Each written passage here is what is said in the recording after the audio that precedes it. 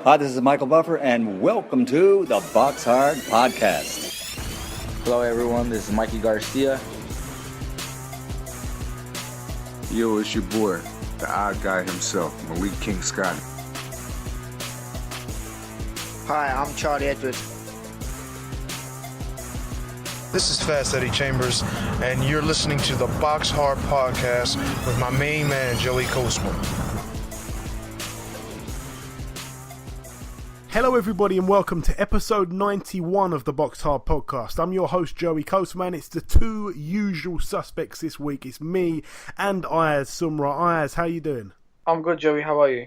Very good, my friend. Very good. Right, there's quite a few fights to go over, so we're going to dive straight into part one. Part one, of course, if you haven't listened before, it's the review part where we review the fights from last week. We're going to start with a card. Just one fight to mention on this one. It happened at the Fraternity Club in New South Wales, Australia. One fight really to mention over here. Sakio Bika. He moved to 33 wins. He's got 7 losses and 3 draws. He also picked up the vacant WBC Asian Boxing Council Continental middleweight title. That's a mouthful. He took on Luke Sharp there. He picked up a TKO in round 7. Luke Sharp now 14-6 with 3 draws. Good to see Sakio back in the ring, I suppose, though. Moving over now to the Copper Box Arena in the UK, obviously, London, Hackney Wick. I was actually at this card ringside. There's a few fights to mention. The first one I want to start with was a fight that's not, it's not on BoxRec at all. It was, as they say, it was a exhibition fight. So that basically means that, it's like an unofficial fight kind of thing. The two competitors, the fight is not on their records. It doesn't count towards their records. So it's almost as if it didn't happen. It was basically Hughie Fury. He took on Kamil Sokolowski.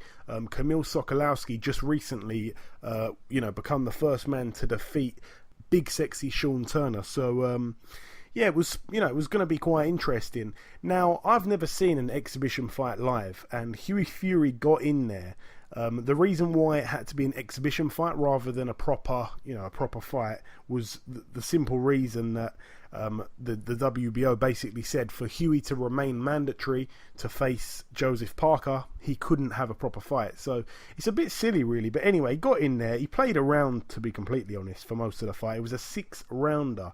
And, over the 6 rounds, he would have picked up a points win. But again, because it's an exhibition, they didn't even announce a winner. So at the end of the fight, they basically just said, right, everybody please give a round of applause for both men. And there was no clear winner. But yeah, Hughie Fury was just playing around, to be honest. And first time I've really seen him do it, but he was switch hitting a lot. He was going in southpaw quite a lot as well. So yeah, that's all I can really say about that one. But decent to see Hughie back in the ring, even if it wasn't a proper fight, so to speak. It's good to see him in the ring. He's been out the ring for quite a while, and that would have been invaluable there before his world title challenge against a man that we'll be speaking to later on in the show, Joseph Parker. Right, moving down that bill, or up that bill, however you want to call it, I'm going to now go over to the fight that included Archie Sharp. Now, Archie Sharp was on the bill against a man called Norbert Kaluxa. Archie Sharp's a man that I've been pretty high on for quite a while. He's been on the show before as well. Now, Archie Sharp picked up another first round KO. It was from a body shot as well. He really digs deep in the body, Archie Sharp, and it's always good to see young prospects do that. The guy he took on, he got back up from the knockdown and was immediately on the end of a barrage of punches. And the referee jumped in, possibly a tiny bit early, but no complaints from me. Archie, kept switching stances, orthodox to southpaw as well, which I don't really think I've seen him do before. And I wasn't too sure about his ring music, didn't really like that, but he came out and fought his heart out. So really good performance there from Archie Sharp. Always a pleasure to watch him fight a young prospect coming up. Also on the bill, Sanjeev Sahota. He moved to 8-0 with a points win over Luka Leskovic, a journeyman there, but a good win there for Sanjeev Sahota. Now 8-0, points win over 4 rounds. Also on the bill, Daniel Dubois, 3-0 with 3 knockouts, took on Maurizio Barragan, 15-1. Good record on paper, but I don't think he really fought anybody. It was a late replacement as well. He was supposed to be taking on a guy, if I'm not mistaken, who was 5-0, and it was for the vacant WBC Youth World Heavyweight title.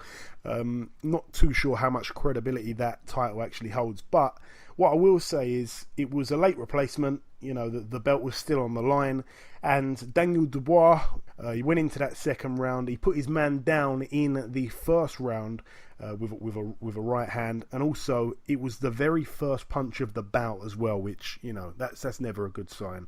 But no, he got to his boxing. He looked pretty good. He didn't really take a shot again, and yeah, you know, he landed a great shot to the body in the second round, and that was all she wrote. So another explosive performance there from DDD, they call him now, Triple D. I think it's Dangerous Daniel Dubois or Dynamite Daniel Dubois. Either way, he's got both in abundance.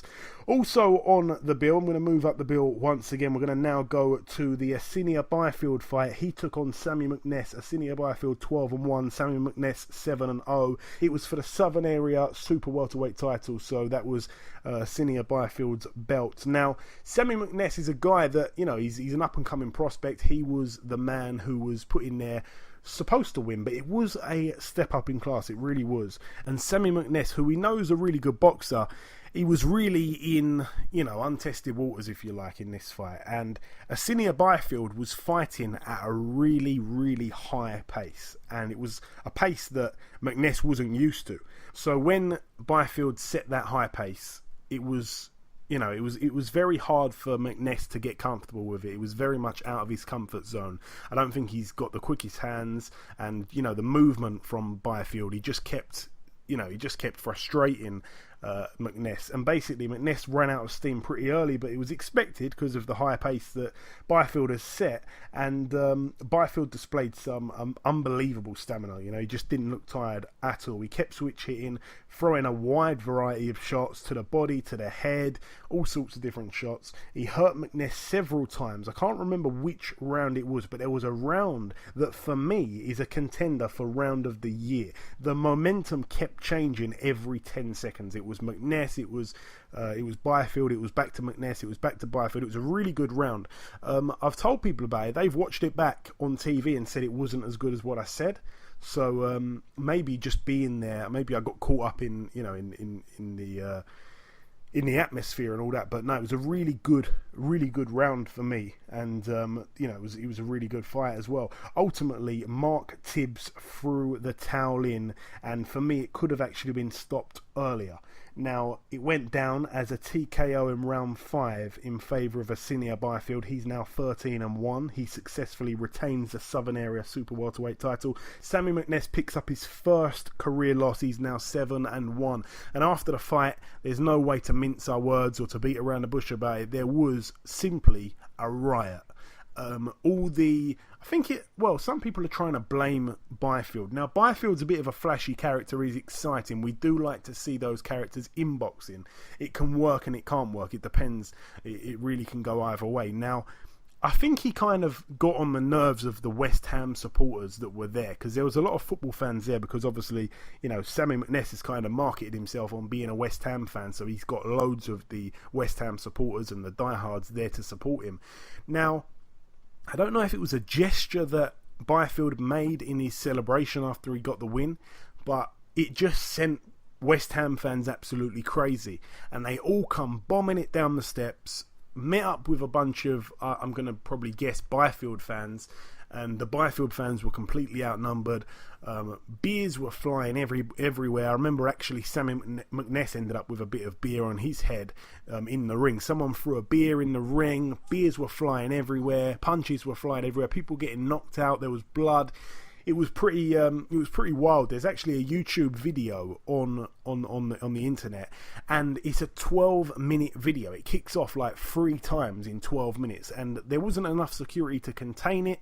The security experience, some of those guys I've never seen doing security before at any shows, they were there, and the security just couldn't contain the issue, so it was just getting out of hand. And in the end, Mark Tibbs actually picked up the microphone from the MC and started swearing and shouting and saying everybody needs to calm down, there's women and children there. I actually saw a man have to climb into the ring with his son just to kind of stay out of the danger zone, and that was quite sickening to see that. You don't expect that at a boxing match, you don't expect that at an event, any kind of event really, where people are paying hard-earned money to have a good night, and it really left a lot of people with a bad taste in their mouth. So yeah, I'm not blaming Byfield whatsoever. I'm not blaming Sammy McNess, but I just think those supporters, they showed some serious immaturity, and there's no place for that in boxing at all. So yeah, sad scenes really, to be honest. But other than that, it was a really good night.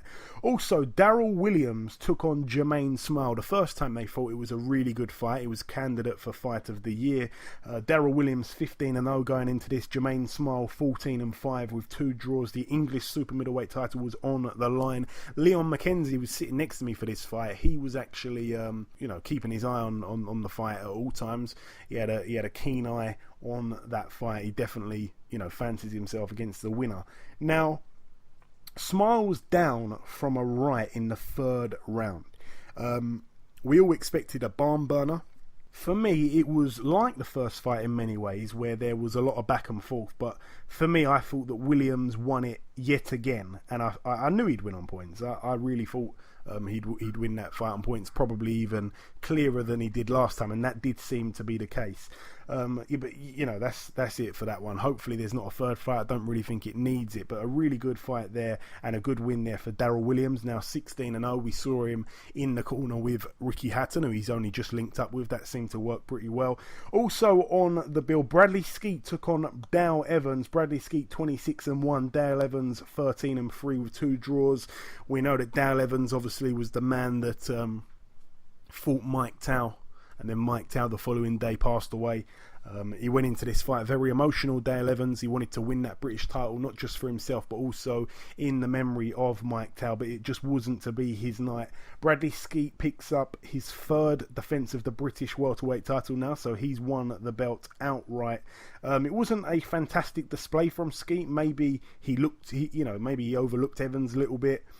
He wasn't really putting combinations together, but he did actually tell me that Evans has got this reputation of being a bit of a puncher, so he didn't really stay in the pocket for too long. He seemed to be fighting very cautiously, but I suppose he had a good enough reason, seeing it was his 3rd defence, and he's now won the belt outright by fighting like that. He showed tremendous jabs, which we always see Bradley Skeet showcase many times in that fight, but he walked into quite a few big right hooks swung in by Evans, which, there was a few rocky moments there for Skeet, but all in all, a wide, unanimous decision win and a perfect time to ditch the British Championship status and chase world honours. It's a great time for him. I did say that to him the other week. I think he was on last week's show.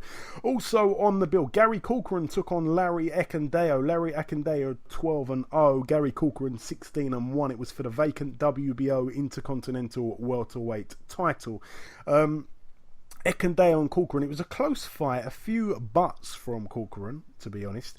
He knows how to fight dirty and grit it out, very tough, and the way he fights, he kind of overwhelms his opponents a little bit. But no, I'm really happy for him. He becomes a hard fight for anyone domestically, British or maybe even European level at welterweight. He seems like he's going to be a bit of a handful at welterweight. I'd like to see him in there with a few other guys.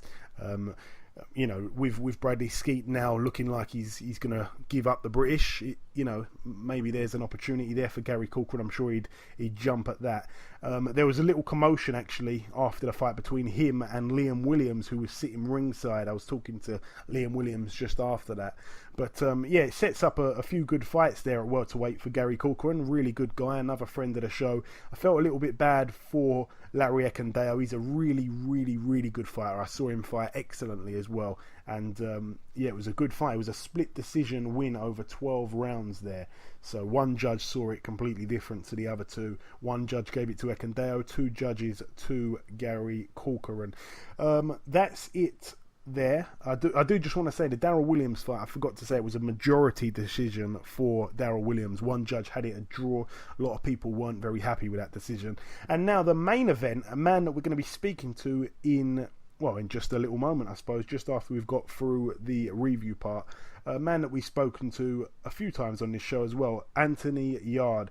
He fought the WBO European light heavyweight champion Richard Barangyi, who had a record of 18-1 with 12 knockouts, so more knockouts than Anthony Yarde had fights.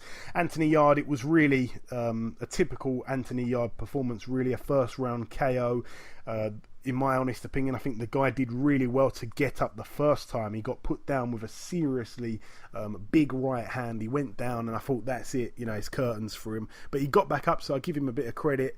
And then, Anthony Yarde did the business and got him out of there in the first round. He looked really, really good. So I'm very pleased for him, and we'll be speaking to him in a few moments. Moving over now to Scotland at a Braehead Arena, really big fight on as well. It kind of went under the radar a little bit, but it was on terrestrial TV. I'm going to start with the undercard first, though.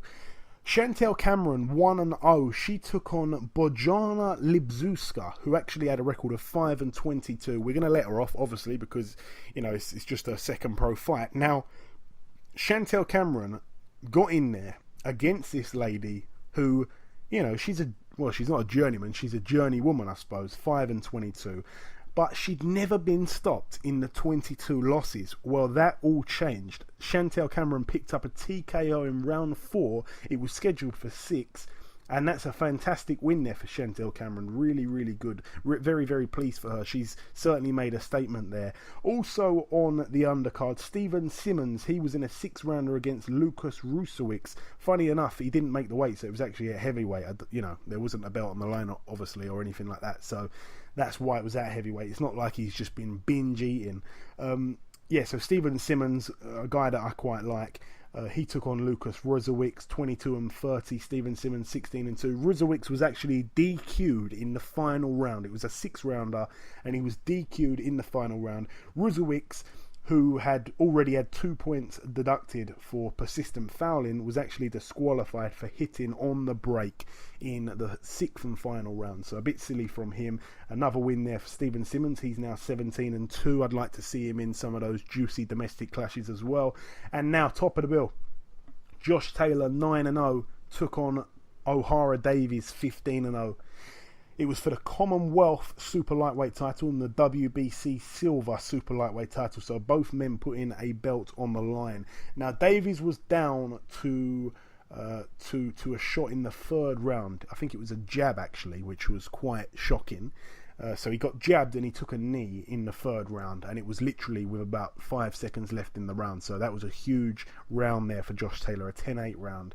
And I thought O'Hara was doing okay in that round as well, so it was a bit of a shame he kind of threw the round. And then obviously in the 7th, he got put down with a right hand, O'Hara Davies, and then he got back up. Again, he took, I think it was a jab maybe, from Josh Taylor, like he kind of ran in after he'd got up and, the referee had dusted off his gloves and said fight on. Josh Taylor, I think he just landed a jab. I'm sure it was just a jab, if I can remember correctly. And O'Hara just turned away and motioned his glove as if like, no, I'm done. Like, I don't want no more. Now, Josh Taylor, as the old rule says, protect yourselves at all times. Fight according to the referee. Don't fight according to what your opponent's doing. He hits him with about 3 other shots. Before the referee could jump in, really. It's not like football where you blow a whistle really quickly. The referee had to get over there and put his body between the two guys to break them up. So a huge loss there for O'Hara Davies. He's now 15-1. Josh Taylor moves to double figures. He put on a clinical boxing performance. Really, really fantastic win for him. He's now 10-0, perfect record. Ayaz, I know that you saw this fight. It was a very tough fight for O'Hara Davies, but we're not going to take nothing away from Josh Taylor. He looked absolutely phenomenal. I'll tell you what, yeah. Josh Taylor is going to be a star in the future, yeah. He's a 2012 Olympian. And I'll tell you something. O'Hara Davies, don't get me wrong, in this fight, right? The problem with O'Hara Davies, he's very wild. Even in this fight, you can tell. The thing about O'Hara Davis, he had long arm reach. That's the problem.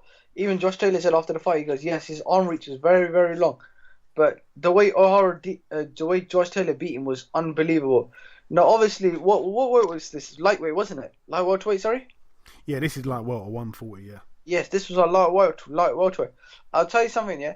With Josh Taylor's amateur pedigree, yes, you can tell he's been to the Commonwealth Games. He's won gold in that thing.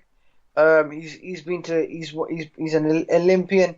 When O'Hara Davis and him fought, yeah, you can tell Josh Taylor was using his bit of amateur pedigree, yeah, and that's why he knocked out O'Hara Davis. Like with that right hand, that was brilliant. Like at the fight, yeah, towards the end, like when Josh Taylor stopped him, O'Hara Davis quitted. I was thinking, why did he do that? Because I think O'Hara Davis could have carried on, but I don't know what he did. But I'll tell you something, yeah. Josh Taylor, in the future, in my opinion, will go on to become a world champion. And you know what's going to be a big fight? I'll tell you, him versus Ricky Burns will be a fight, and I reckon that will happen. And I reckon that will be Ricky Burns' last fight, and I reckon Josh Taylor will stop him. Yeah, it's a big call. Now, firstly, it's tough because O'Hara Davies has lost here on paper to a guy that's 9-0. Now, you know, we don't all know about his amateur pedigree. The average person on the street doesn't know about that. So it just looks like he's lost to a guy who's 9-0. That's that. Now, at this stage, as you said, and I agree, I think he's going to go on to be something special, go on to be a world champion. But because he hasn't done that yet, because he hasn't had the opportunity to prove that he's that good, it looks really bad. So some people are going, right, that's it, O'Hara needs to retire now. That's crazy talk, you know, like this is a really special fighter he's lost to, and we've got to give him a lot of credit. He went over there, put his O on the line, travelled. It was on, you know, a rival promoter's show, I suppose you could say, on Cyclone Promotions bill. And, you know, he put it all in there. But I've got to be honest as well, as much as I do like O'Hara Davies, it was a little bit of a quit. You know, like those people that were bashing Kell Brook for quitting, this was worse than that. And I really, really want to stress the fact that I really do like O'Hara Davies. I stuck up for him in a couple of arguments earlier this week on Twitter. You know, I really wanted him to win. I actually had him to win on points. That was the way I thought it was going to go. And he was fighting like a puncher too much. I think he was, you know, loading up on these big hooks that were missing wildly. And, you know, it was the first kind of time, because the fight was being fought so much up close, Josh Taylor was very, very well. You know, he fought very, very well on the inside. Whereas O'Hara, strangely enough, with those long arms, he just couldn't really fight very good on the inside. So when the fight was fought at distance, he did pretty well. And when Josh Taylor was having a bit of a shootout with him, which was a little bit suicidal kind of idea, really, then O'Hara was looking good. But when the fight was being fought on the inside, they were trading on the inside, it was being fought up close, Josh Taylor just looked a level above. So we're very sad to see O'Hara lose his O, but listen, it's, you know, it's a really it's a fight that he's got to learn from, and he can certainly come back very stronger than that. And we wish both of them all the very best for the future. But again, both guys, let's not write O'Hara off yet. Let's not you know start jumping the gun with Josh Taylor yet as well. I think both men are going to be something special, and it's both, you know, it's better to have a loss now when you've only had a handful of fights than when you've, you know, got to that top level and took a real beating from somebody that's 9-0. That'd be completely different. So yeah, credit to both guys there. But that's all I'm going to say on that fight over in Scotland. Moving over now to a card that happened on Sunday. Moving over to the last couple bills now from last weekend. There was a fight that happened at the DIVS in Russia. Dmitry Mikalenko, 22-1, put his WBC silver welterweight title on the line against a guy called Quadratilo Agurov or something like that. I can't really say his name. Now, it was a huge upset. Mikalenko lost a unanimous decision over 12 rounds, and his opponent had a record of 11-0. Now it's 12-0, and he also had a point took off as well. So I'm not sure of the scorecards, but yeah, he had a point taken off and still won a unanimous decision. So it sounds like it could have been pretty wide, and that's a huge upset over in Russia. So yeah, Quadratilo Abduzarov or whatever his name is, he's you know, announced himself on that world scene. well, he's the new WBC silver champion, so maybe he'll be in some big fights. Definitely a name to look out for. Also on that bill, Denis Lebedev, he put his WBA Super World Cruiserweight title on the line against Mark Flanagan. Mark Flanagan 22-4, now 22-5. Lebedev picked up win number 30. He's of course got 2 blemishes, those blemishes being losses. It was a unanimous decision win over 12 rounds for the old veteran Mr. Lebedev. Moving over now to York Hall, there was a fight to mention over there. Former opponent of Stephen Simmons, Wadi Camacho, he fought for the vacant English cruiserweight title. His record 17-6. He took on Arfan Iqbal, who I didn't really know too much about. Well, Arfan Iqbal took him apart and knocked him out in round 4. That's a huge win for Iqbal. He's the new English champion. He's now 12-0, and Wadi Camacho, 17 wins and 7 losses. His record, whenever he gets in there against somebody, you know, like your Stephen Simmons, like your Isaac Chamberlain, and here, Arfan Iqbal, he comes up short. So I think they're going to probably try and make Wadi Camacho and Lawrence Okoli. I bet they make that fight. I'll guarantee you they try and make that fight soon, and that's going to be a fight where, unfortunately, he's going to rack up another loss. But no, I'd like to see that fight nonetheless. And moving over now to a card, just to wrap up the review side of the show. Moving over now to a card that happened earlier this week in Japan. I think it was Monday this week in Japan. Tomoki Kameda, the man that lost twice to Jamie McDonnell. His record 33-2. He took on former world title challenger as well, Ivan Morales, the brother of Eric Morales, the man that lost his world title fight to Lee Haskins over in Bristol or Wales. I can't remember. I think it was over in Wales now at the Ice Arena. Ivan Morales 31-2, really good record. He actually lost this fight, a 10-round unanimous decision in favour to Tomoki Kameda, so a good win there for him over in Tokyo, Japan. Kameda now 34-2, Ivan Morales 31-3, and that really wraps up the review. And it's now time to welcome a man that was part of the action last week. It's of course guest number 1. Ladies and gentlemen, please welcome the new WBO European light heavyweight champion, Mr. Anthony Yarde. Anthony, welcome to the show. Thank you, man. How are you? Yeah, all good, my man. You? Yeah, I'm good, thank you. Just resting up, chilling out, eating food. Absolutely. What you like to do best. Right, so Anthony, you fought on Saturday night. You topped the bill, actually. You took on Richard Barangyi. He was 18-1. We all know he had more knockouts than you'd had fights. On paper, it was a huge step up for you. But like 10 of your other 11 opponents, he got knocked out. And like 6 of those other 10 opponents, you knocked him out in the first round. It didn't last too long, but what did you make of it, Anthony? Well, you know, I had a lot of stuff that I was going through before the fight. So I made up my mind that I wasn't going to go in there and play around or show any boxing skills. I was just going to go out there. Obviously, it's boxing, so you can't go in there reckless. But I knew that I was going to be hitting harder than usual, back him up. And then when I found out what shot is open, I'm going to throw it with a lot of ferocity. So I caught him with a shot I wanted to catch him with. And then I was surprised he got up, actually, because I actually threw that punch quite hard. And then as soon as he got up, I said, yeah, it's time. First round. Yeah, I was just going to ask you then. My next question was going to be, he did really well to get up from that first one. I didn't think he was going to get back up. I was going to ask, were you a little bit surprised that he did get back up? Yeah, definitely. Because I did hit him clean. I had my eyes on him the whole time. Sometimes when you throw punches, like some people close their eyes or whatever, my eyes were open. I saw where the punch landed, how it landed. I saw his eyes roll back, etc. So when he did get up from it, yeah, I was surprised. I just knew, like, sometimes these guys are tough, and obviously he's a champion. He don't want his belt to go. He was confident as well for the build-up. So I knew it was time to finish for it. And you say that you were going through some things outside of the ring. I mean, obviously you haven't got to say what they are, but is there can you shed any light on any of that at all? Oh, no, definitely.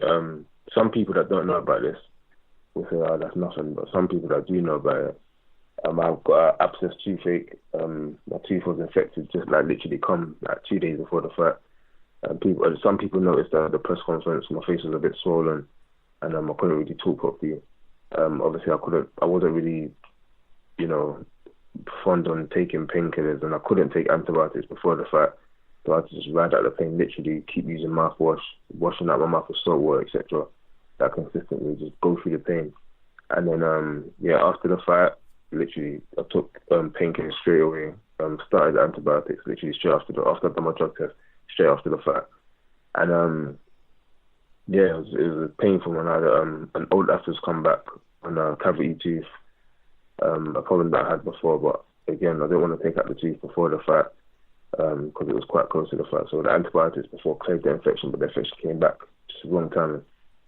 Yeah, absolutely, man, absolutely.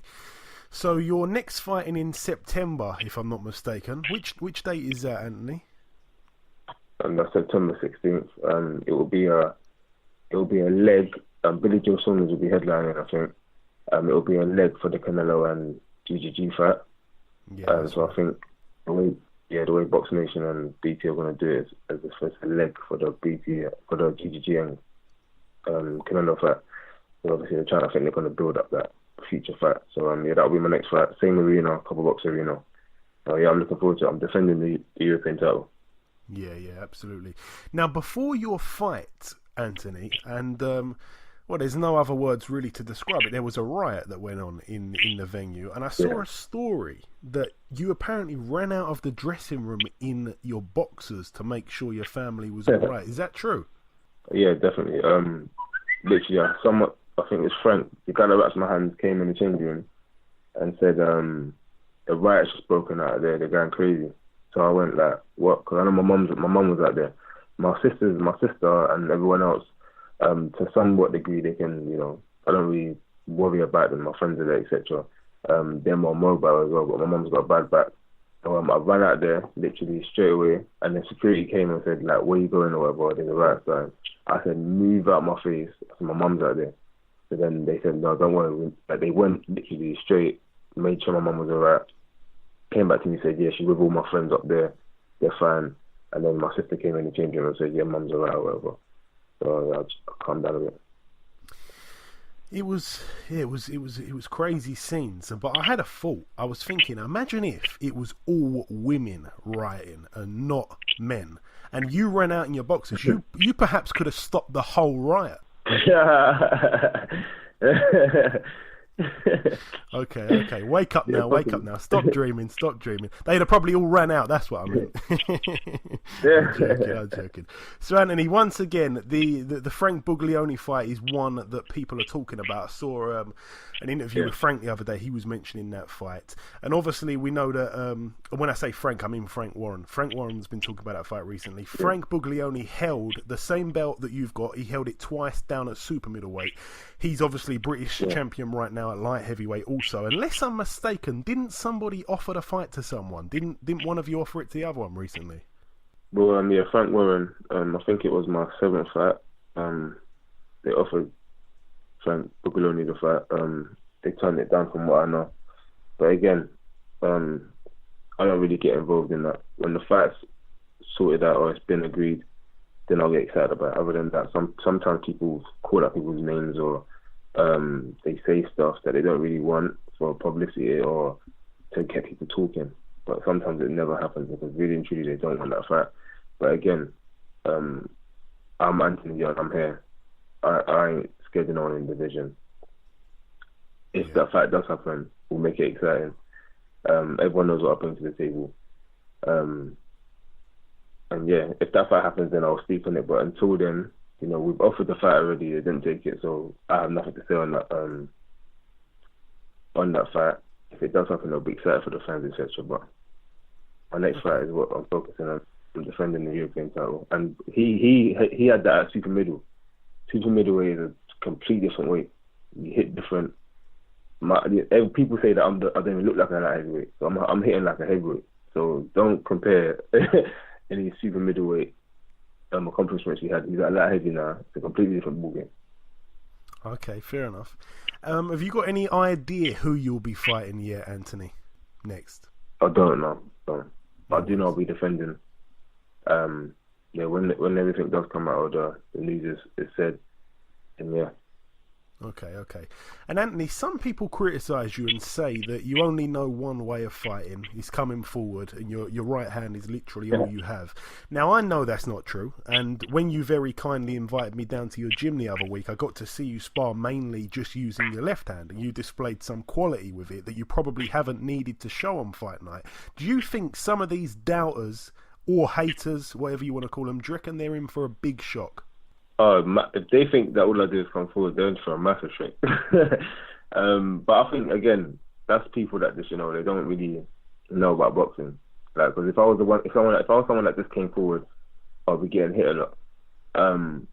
Or I would need different techniques, etc. When I come forward, when I'm throwing shots, I need to be thrown.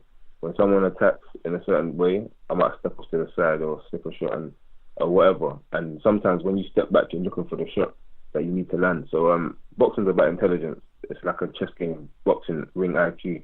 All the things that I'm learning, I've had limited experience, but I'm a student of the game, and I study and I practice a lot. So again, when the time's right, people will see different sides of me. Everyone knows I've got the one punch knockout power. I've got speed, etc. There's other questions people are going to ask. I want to keep people asking them questions. That means I'm doing something right. Yeah, I agree totally. And on a side note, actually, the glove that you signed for me the other week, the one I did a competition to win, the competition winner was actually at your fight on the weekend. So yeah, that you got to see. You speak to them about it? Yeah. I actually took the glove to the fight and gave it to him, so he actually had it with him when you were fighting. So that was pretty cool, man. That was pretty cool. So Anthony, when I would have given them to him. I would have presented them to him, man. You should have told me. We'll sort something out in the future for sure. Definitely a next one or whatever. Yeah. But Anthony, when are you back training? When are you back in the gym? I'm back in the gym probably Thursday. I've had this tooth. I still got this toothache now. This is why I'm probably sounding a bit dead. But the toothache's literally crazy. It's gone it's hurting my eye now and all that kind of stuff. Anyone that knows about abscess toothache, it can change your life. So I'm waiting for my appointment to get it taken out. I've got to finish the antibiotic course and then take out the tooth. So I want to get back to training ASAP, but there's no point in me going and starting and stuff and etc. So I'm just enjoying the rest. And then that's it. Probably Monday I'll be back. Okay.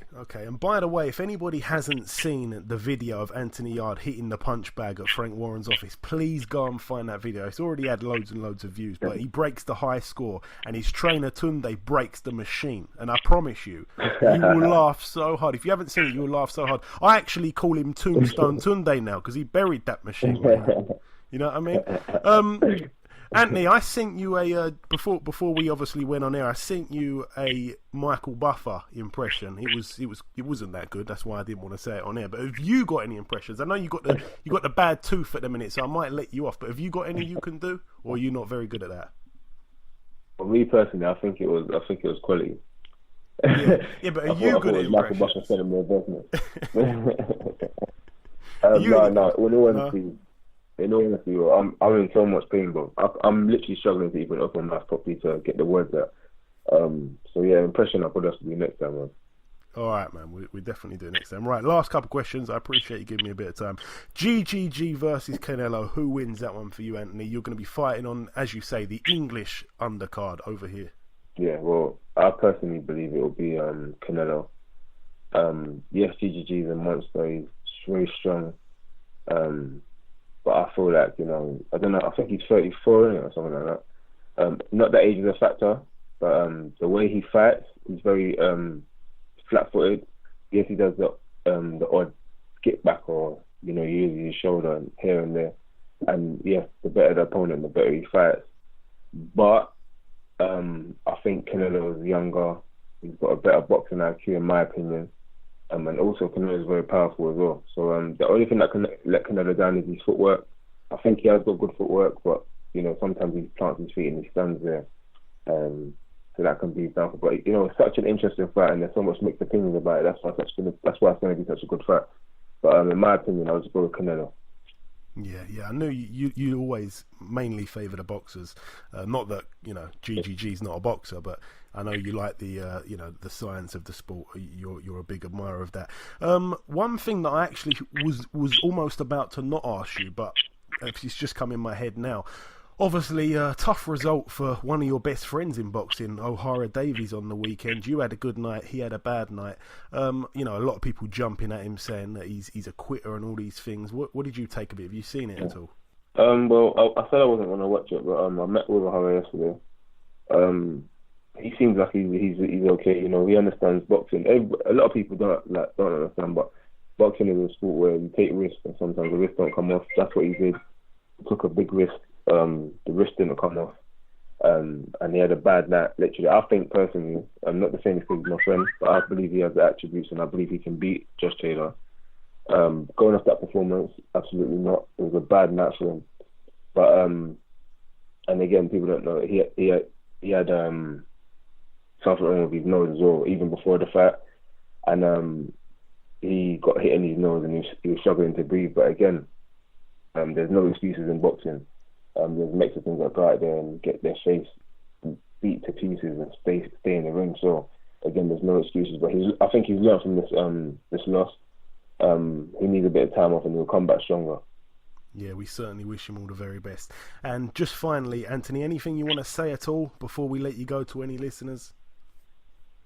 Just stay tuned. I'm the WBO European champion right now.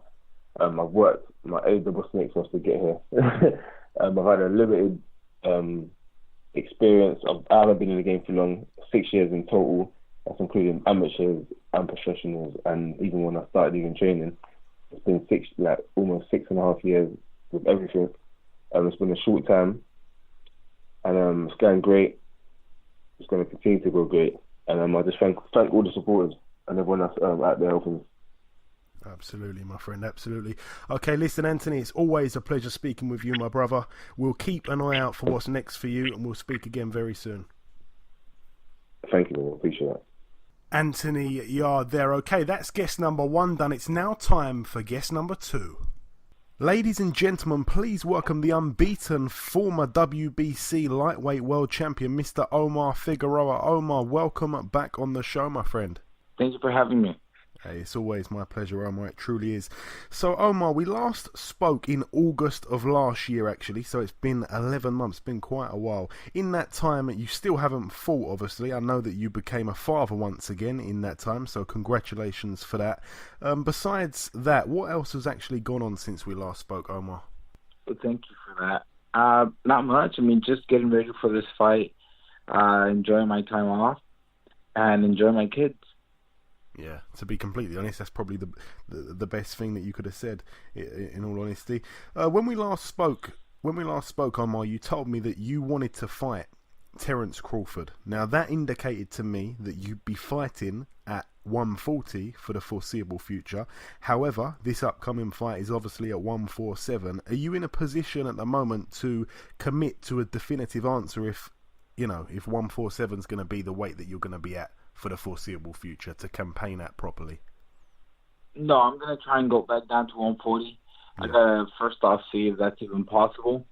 And if it is, then I do plan to get back down to 140 because I felt great at 140.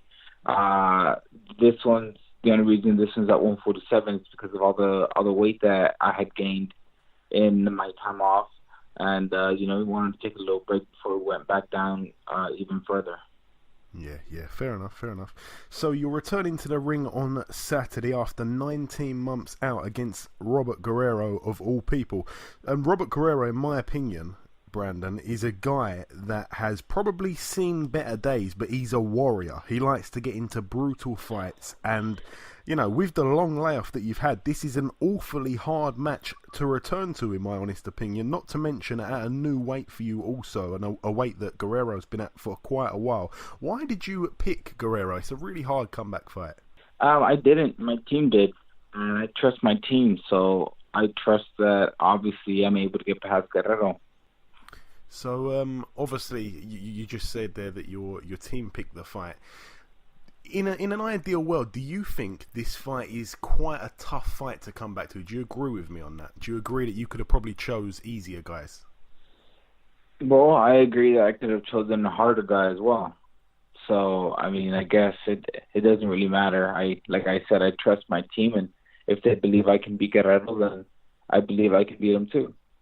And Omar, what do you make of Robert Guerrero at this point in his career? I don't really keep up with him, or with anyone, to be honest. But I know he's a warrior. I know it's going to be a good fight, and that's what I'm looking forward to. And also, this will be the third time, if I'm not mistaken, that you're going to be sharing a card with your younger brother. Do you like fighting on the same night as him, or do you get nervous enough where it can affect your game? It actually distracts me from my own fight, so I like to have him on my card. It helps get my mind off of things, you know. Okay, brilliant. Because sometimes it can go the other way. So do you get nervous watching him fight? Because I know he's a really good fighter. Obviously, he's unbeaten and he can punch as well, just like yourself. Do you get nervous watching him fight? Yeah, I get more nervous watching him fight than I do for anything else. Yeah, I've heard that a few different boxers say that. And in many ways, Omar, you're actually fighting at a historic venue. It's on the same grounds where George Foreman fought Joe Frazier, and also Mike Tyson fought there as well. Not only that, but it's going to be your first time as a professional fighting in New York. Are you looking forward to that whole experience as well as just the fight?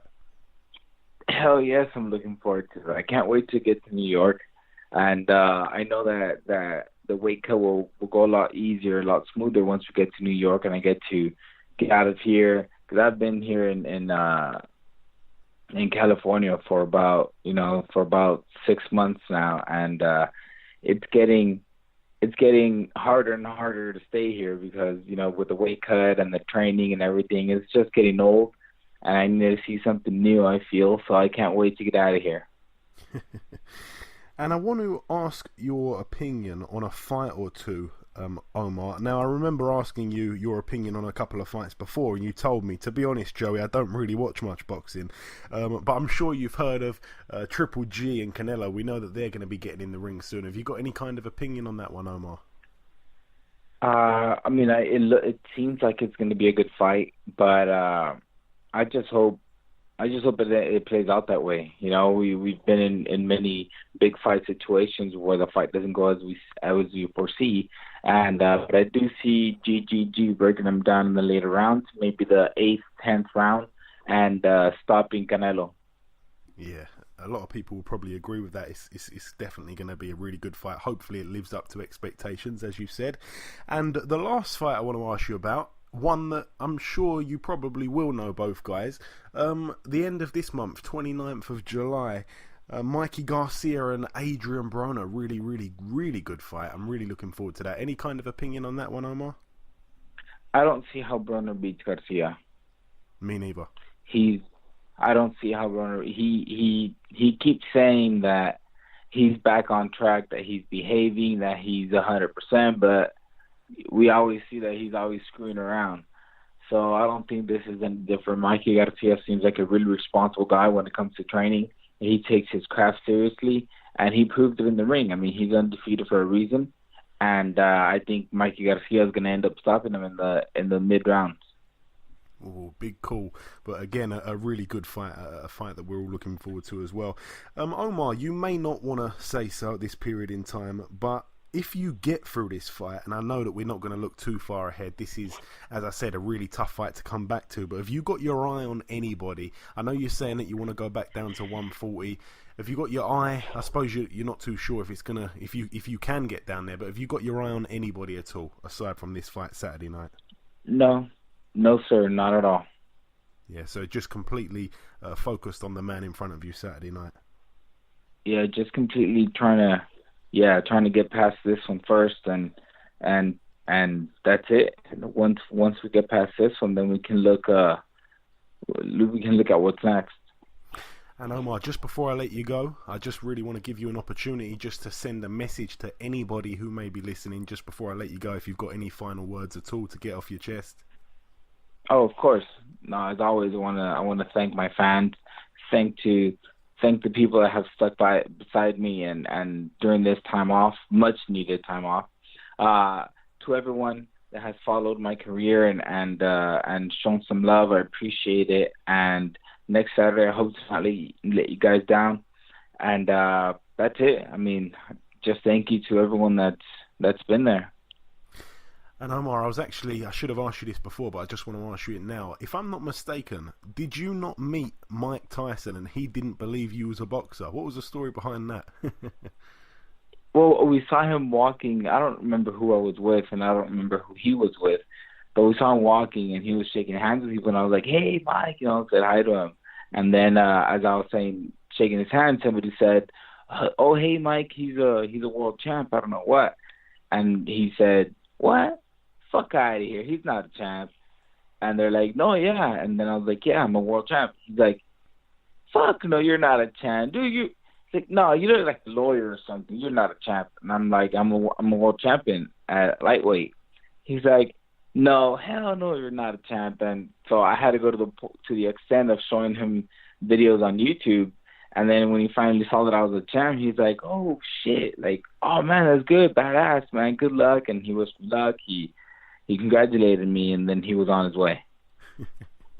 Excellent way to cap off an interview. Listen, Omar, it's always a pleasure speaking with you, my friend. I wish you all the very best for Saturday night. Thanks for taking some time to speak with us, and we'll catch up again very soon. Yes, sir. Thank you. Okay, now it's time for part 2 on this week's show. This part, the preview part, but as always, we go over to Ayaz before we get into that. Ayaz has got this week's latest boxing news. Terry Flanagan will face Felix Verdejo for the WBO belt on September 16th at the Copper Box Arena. Yes, I'm very much looking forward to this. It was a fight that was supposed to happen before, and then if I'm not mistaken, I think Felix Verdejo had some sort of motorcycle accident, and the fight had to be, it was called off, and he was out injured or whatever. But no, it's been rescheduled. Terry Flanagan, this is a mandatory fight for him, and it's going to be a good fight. We like to see him in there against somebody of note. This man is a good fighter, Verdejo, and it's going to be in London, which I'm really looking forward to. It's also going to be on the same night as Billy Joe Saunders' fight. He's going to be fighting somebody. I think that opponent's going to be announced. Oh no, it has been announced actually. He's taken on Willie Monroe Jr., a man that shared the ring with Golovkin and gave him a few problems before he got stopped. But that should be a decent fight. So they're both going to be sharing the card. It's going to be like a one leg thing. Just as Anthony Yarde said, there's going to be one leg in the UK. Then a few hours later, it's going to go out to the States, and it's going to be Golovkin and Canelo. It's like a UK-based undercard. So yeah, I'm looking forward to seeing that all unfold. It's going to be great. WBC orders David Benavidez and Anthony Guerrero to start negotiating fight for governing body's vacant super middleweight title. Yes, Anthony Durrell, who we thought was going to be fighting Callum Smith, and I really need some more information on this because I can't understand what's going on. He was supposed to be taking on Callum Smith. If I'm not mistaken, Callum Smith's still the mandatory, but now he's entered this Super 6 or whatever they're calling it, the Super Series tournament at super middleweight, and Anthony Durrell's now going to be taking on David Benavidez for the vacant WBC super middleweight title. So it's a great fight. David Benavidez is a man that I'm really excited about, and it's going to be a great fight, but I just feel a bit let down because I thought Callum Smith was going to be getting a straight world title shot, and I'm not sure if it's been announced who he's going to be taking on in this super tournament, which is, it's good that he's signed up for it, but I just wanted to see him try and win a world title as soon as possible, and I don't think that this format is going to do that for him. He might be in some bigger fights over a longer period of time, but I thought that Durrell fight was a really, really good fight, and one that I think he would have probably won easier than some of the guys that's in this tournament. So we'll have to wait and see, but yeah, good fight there. Leo Santa Cruz versus Abner Mares is set for October the 7th at Staples Center. Yes, it's obviously been moved. It's been postponed. It's it's going to be a good fight. It's a rematch. They fought before. It was a good fight. I'm sure this one's going to be another good fight. That's the open and shut of it, really. But no, a huge fight again, and we're looking forward to this. The featherweight division's a division that just keeps on giving. Katie Taylor has been added off the undercard for Adrian Broner versus Mikey Garcia. Yeah, Katie Taylor, we've heard from Eddie Hearn a few times that she was perhaps going to be getting on some kind of bill over in the States. It's great exposure. We're not too sure who she's going to be fighting yet. Hopefully the American audience, get a glimpse of her and like what they see. And, it's good for women's boxing. There's going to be some people watching that going, oh, that would be a good fight for her to take on Clarissa Shields, even though they don't know too much about weight divisions in women's boxing. But no, it's great exposure for her, and I'm pleased that she's getting it. George Groves will face Jamie Cox in the Muhammad Ali tournament. Yeah, this Super 6 Super Series tournament, whatever it's called, I keep forgetting the name, the World Super Series I think it's called. George Groves has decided to take on Jamie Cox. I'm a bit annoyed with that because I actually wanted to see the Brits kind of gang up on the other nations, I wanted to see that happen, but the way they've done it where like the top seeded guys can pick their opponents, he's decided to go and pick Jamie Cox. So straight away he's going to be putting, some Brit in the first round is going to be taking an L, which is a bit annoying. But no, it's a great fight. Jamie Cox will be licking his lips for that one. He's been asking for a good fight or a big fight for a long, long time, and he finally gets it here against a man like George Groves, who in his last fight looked $1 million. So yeah, it could be a step too far for Jamie Cox, but he might catch him at the right time, and yeah, I'm certainly looking forward to it. It's a brilliant, brilliant fight. David Haye has announced Ismail Salas as his new trainer. Yes, this guy Ismail Salas, he's a guy that actually trains quite a few South American fighters. I know he was training Yuriorkis Gamboa. Is he also the trainer of Chocolatito, if I'm not mistaken, Ayaz? I'm not quite sure, but I think he's the trainer of Jorge Linares. Yeah, that's right, yeah. So yeah, he's trained some serious talent, and I'm pretty sure he doesn't even speak English, so it's a really weird link up, and I'm guessing he's going to be travelling over to the UK because, I can't see David Haye moving abroad for training. I can't see him going abroad for training at this part of his career. We don't really know where he is with his hunger and determination and dedication and stuff like that. So it's weird. It's a weird one, but it goes to show that David Haye is, he's got a brilliant boxing head, because a lot of people wouldn't even know about that guy. And, to look at what he's doing and admire that and decide that you want a piece of that, that's quite... I don't know, it's quite surprising. I'm really quite surprised with this link up, especially with the language barrier. So yeah, I'm intrigued. That's the word. I'm intrigued to see what happens here. But no, nonetheless, it's great to see David Haye back anyway. And finally, Jamie McDonald will face Liborio Solis in a rematch.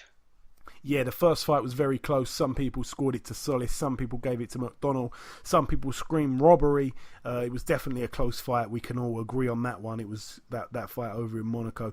And yeah, it's been rescheduled. So this is brilliant because Jamie McDonald, he really could have just vacated and moved up, or he could have probably tried to, search for something else, try and look for a different opponent. But it just goes to show the fighter in this man. He's not quite normal. He wants another piece of that, and he wants to prove to people that no, it wasn't a close fight. I'm going to shut him out properly now. I'm going to show you how, how to come back on a fight where it was very close, it was subjective, it could have gone either way.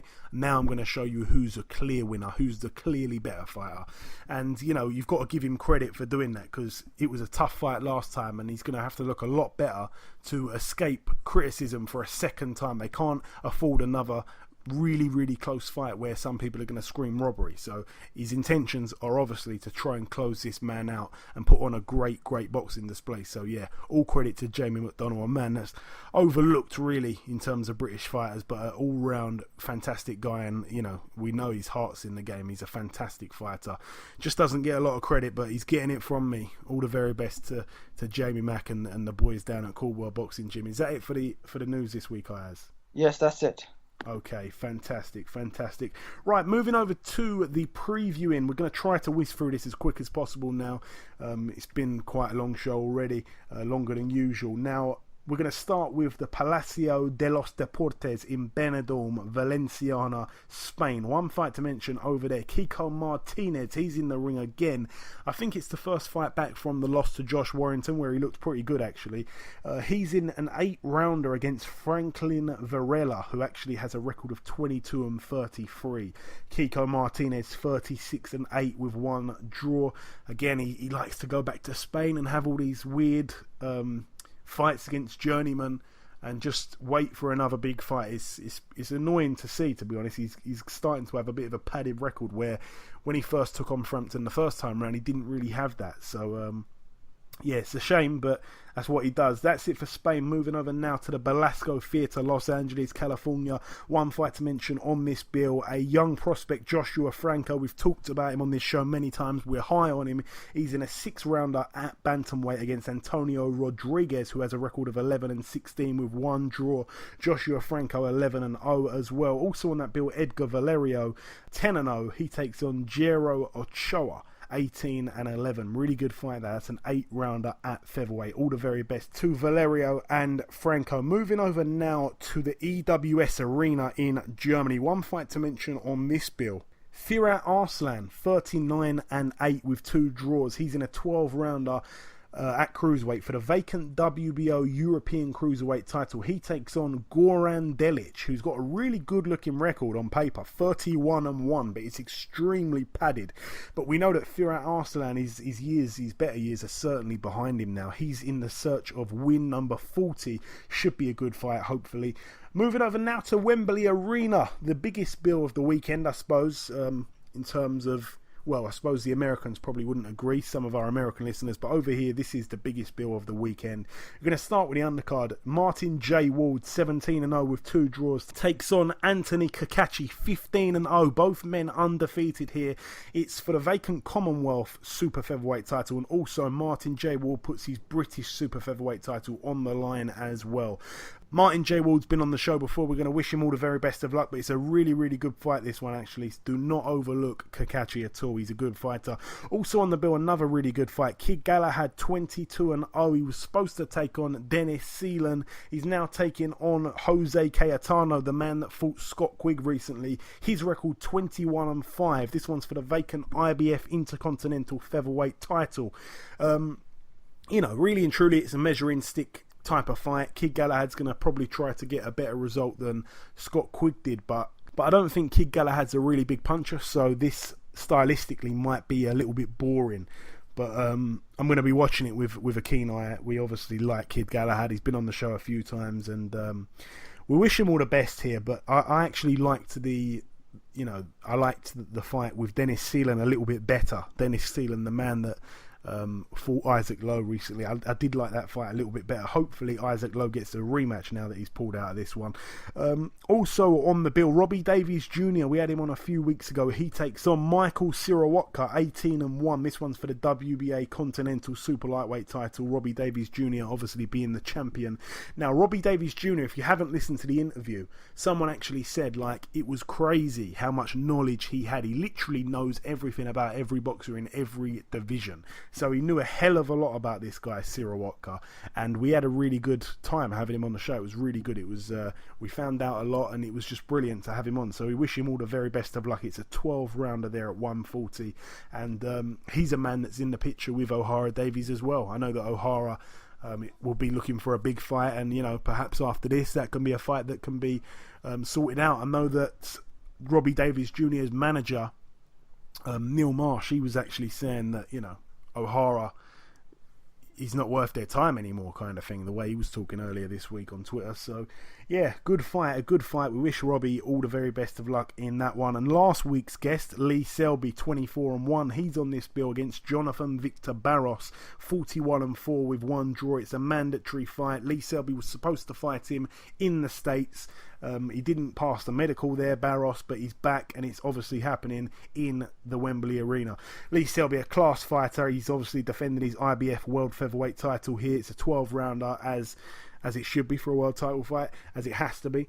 And this is a fight where really I don't know too much about Barros. I've got to be honest. I haven't really watched too much of him. I saw Mikey Garcia take him apart and stop him. He's the only man to have stopped him. Mikey Garcia sent him a little bit of advice on our show a few weeks back, and Lee Selby responded to it last week. That was brilliant to do. But no, Lee Selby, we're big fans of him here. We've actually been accused of being too sort of much banging the Selby drum. So I'm gonna kick back for this one. I'm gonna say great fight. We wish Lee Selby all the very best. Hopefully he picks up another win, another defence. And top of the bill, Chris Eubank Jr., 24-1, takes on Arthur Abraham, 46-5. It's a big step up, but I'm not sure if it's at the perfect time. And what I mean by that is, it's a step up on paper. Arthur Abraham's been a world champion. He's been a solid world champion. He's been a very hard man to beat, but his years and his better years are definitely behind him at this stage of his career, but he still puts in good performances. Ayaz, firstly, I'm going to come over to you. Obviously, it's for the IBO World Super Middleweight title, Chris Eubank's title. It's on ITV pay-per-view. What's your thoughts on this fight? Is it a good fight or is it not a good fight? It's not worth pay-per-view, I'll tell you that. We've seen Arthur Abraham fight, but we know, I think, to be honest, it's the age, in my opinion. Now, obviously, who did he fight? Oscar Valdez? No, sorry, Gilberto Ramirez. He lost the title to Gilberto Ramirez, okay. He was meant to fight Martin Murray on the Monaco bill. However, that's been postponed, and now he's fighting Chris Eubank Jr. Obviously, in my opinion, Chris Eubank Jr. is the younger fighter, and I reckon Chris Eubank Jr. The problem with Chris Eubank Jr. is that he doesn't hold much power. That's the thing, and I reckon with this fight, it's not really worth pay-per-view. But if I'm going to have to choose a winner, I'm going to have to choose Chris Eubank Jr. on points. Yeah, I totally agree with you on the outcome of the fight. I think it's Chris Eubank Jr. on points. I think that Arthur Abraham's very, very tough. I don't see him being stopped. Chris Eubank, for all his very flashy work and the great uppercuts, I've said it many times, he's got a very exciting style, one of the most exciting styles in British boxing right now.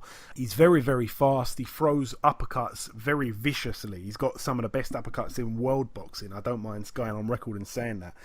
But yeah, I think he's obviously going to be very quick. He's going to be a lot quicker in that fight. He's going to be on the front foot, I'd imagine, because sometimes Arthur Abraham likes to just sit on the ropes and invite you in. And one thing what I will just highlight is an interesting way to look at it. Chris Eubank Jr., sometimes he gets a little bit lazy and kind of sits back and admires his work in the second half of the round. Whereas Arthur Abraham, he's been known to come alive in the second half of the round to try and steal the round on the judges. You know, in recent memory, you go, oh, he finished strong. I'll give him that round there.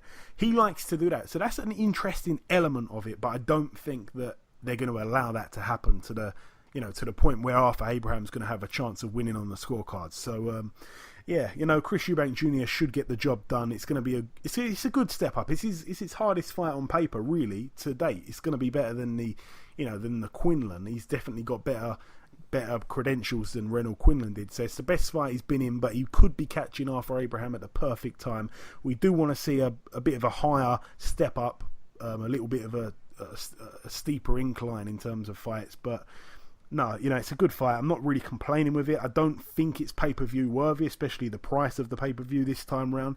And there's only 5 fights on the bill. There surely must be more getting added, but I've only seen 5 fights on the bill. So, that's not really enough for a pay-per-view card, especially if it's not like, only Joshua could probably get away with that, having 5 or 4 fights on the undercard and a big Joshua fight. So yeah, it is what it is, but we wish Chris Eubank Jr. all the very best. 24-1 his record, hopefully 25-1 next week. Moving over now to the Forum in Inglewood, California, USA. A couple fights to mention on this bill. Going to start with the undercard. Joe Smith Jr., 23-1. A man that was a real contender for Fighter of the Year last year. He had a fantastic 2016. He takes on Sullivan Barrera, 19-1, the Cuban. Now, Joe Smith Jr., he had some fantastic results last year, but this could be a step too far. Sullivan Barrera is very good. His only loss come to Andre Ward. But aside from that, he's looked brilliant. And ever since then, he's looked really, really good. So this could be a step too far. But I tell you what, if Joe Smith Jr. gets the win here, it's for the WBC International Light Heavyweight title. If Joe Smith Jr. gets the win, forget about Fighter of the Year. I'm going to give him the reward for Fighter of the last 18 months because that will be phenomenal. We're all behind Joe Smith Jr., but this is a really, really good fight. It's a really, really, really good fight. It's one of those ones where it's like fringe world level guys both getting in the ring. And honestly, this is probably the best fight in terms of the whole weekend. 50-50 fights. This is it. This is going to be really good. I'm really, really looking forward to that. Also, for the WBA Super World Super Featherweight title, Jezreel Corrales, the champion, puts his belt on the line against Robinson Castellanos. 24-12, bit of a poor record, but he's been in there with some good fighters. Jezreel Corrales 21-1 should be a good fight. And the main event, Miguel Berchelt 31-1 takes on Takashi Miura 31-3 with 2 draws. Similar records. It's for the WBC World Super Featherweight title. Miguel Berchelt being the champion. Both men have fought Francisco Vargas. Both men were in good fights against Francisco Vargas. These guys really, you could say, are probably the 3 most, how can I put it, the 3 most exciting guys in the division. They're just like a step down from Lomachenko's level. We know that Lomachenko, obviously being the WBO Super Featherweight champion, he's the man at the top of this division. But those 3 guys there, Francisco Vargas, Miguel Berchelt, Takashi Miura, these guys are the step down, but they're very exciting. It's like a trio of talent between those 3. They all make for good fights. Takashi Miura lost to Francisco Vargas. Miguel Berchelt beat Francisco Vargas. But no, there's some fantastic fights that can be made at Super Featherweight. It's really booming at the moment. Should be a great card there in California. Moving over now to the Nassau Coliseum. Top of the bill, a man that we spoke to earlier, Omar Figueroa. He takes on Robert Guerrero, 33-5 with 1 draw. Omar Figueroa 26-0 with 1 draw. It's a 10-rounder at welterweight. It's going to be interesting to see how Omar Figueroa looks at 147. Obviously, as I mentioned, Robert Guerrero's been there for quite a while now. He's a bit of a warrior. Omar Figueroa been out the ring for a long time. It's a very tough fight to come back to.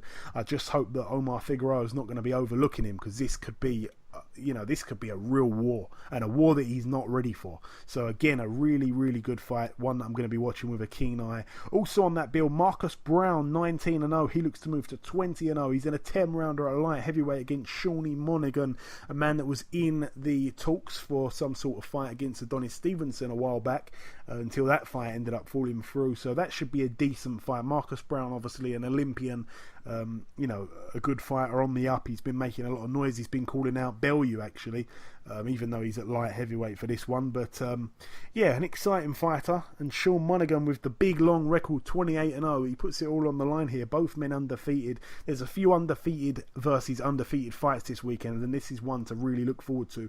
Also on the bill, friend of the show, Artur Spilka, 20-2. He takes on Adam Kalnacki, 15-0. Both men natives from Poland. Kalnacki, if I'm not mistaken, living in the USA. It's a 10-rounder at heavyweight. We wish Artur Spilka all the very best. He's obviously mixed it at the better level, got the better wins, got the better resume. But Kalnacki doesn't know how to lose. He's undefeated in 15. So it should be a really good fight there, especially for the Polish fans in New York, USA, this one. Also on the bill, I will just mention the brother of Omar Figueroa. I touched on it earlier when we spoke to Omar, Brandon Figueroa. He's on the bill. His record 12-0. His opponent yet to be announced. That's an 8-rounder, that one. And Jamal James, a guy that I don't know too much about. His record 20-1. He's in a 10-rounder at welterweight against Jojo Dan, 36-4. So that might be one to avoid. We're not huge fans of Jojo Dan over here. And finally, the final bill to mention of the preview part of the show. It's actually happening next Tuesday, okay? So, again, it's the same situation as one of the cards last week. I can't remember which card it was now. It was that one in Tokyo, actually. That was the one. It was a fight where basically it wasn't happening on the weekend, but it was going to be happening on the Monday or on the Tuesday. This fight's happening next Tuesday, so it's going to be Tuesday the 18th. By the time we've done the next show, the fight would have happened, so there's no point mentioning it on next show. We're going to talk about the result on next week's show. But a couple of fights to mention on the bill, really. Miguel Flores, 21-1. He takes on Chris Avalos, 26-5. By the way, this is at the Rapids Coliseum in Alexandria, Louisiana, USA. And also on the bill, the real reason that I mentioned this bill is the heavyweight champion, the former heavyweight champion, Charles Martin, 24-1 with 1 draw. He takes on Michael Marone, 21-7. So he makes a return to the ring. He's had a couple little fights on these Tuesday night fight nights, which again have been against nobody of note, but he's trying to get back in the picture. He's sending a few videos out here and there, looking a bit wild as well.